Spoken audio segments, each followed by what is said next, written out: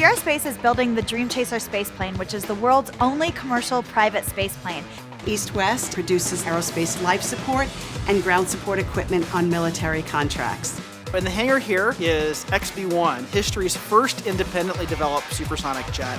Human spaceflight demands the very highest standards in repeatability of all of our processing, which includes additive manufacturing. Additive manufacturing has really been a huge benefit to East West. By allowing us to evaluate things early in the process, we can 3D print things very quickly. What we've been working with Stratasys and bringing online here at Lockheed Space is the ability to now print a polymer that is performing at an electrostatic dissipative level. We largely use Stratasys and their machines to help us develop tooling. Some of the specific tools that we're building are locating fixtures that we use to place the thermal protection tiles on the vehicle. If there is a department like inspection or assembly that needs something, they'll go right to engineering and kind of collaborate on how we can really develop something that can help them in their process. Our designers, using in-house 3D printers from Stratasys, were able to go see how the designs were working, iterate faster, and ultimately come up with parts that are better designed, that are more lightweight, for less time and less money that have taken otherwise.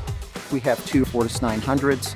They're running 24/7 to help us build soft tooling. Eventually, we will start to build parts, though, for the vehicle. The Fortis 450 does basically all of our parts. The machine's been really excellent from a not just accuracy and reliability, but also repeatability. The machine is ready to go pretty much whenever we are.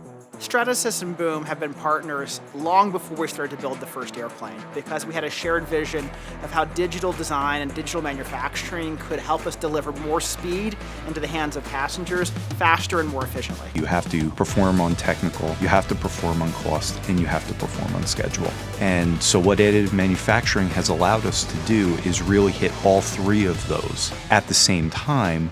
We like the Stratasys team and their products because they help us do what we're doing here faster.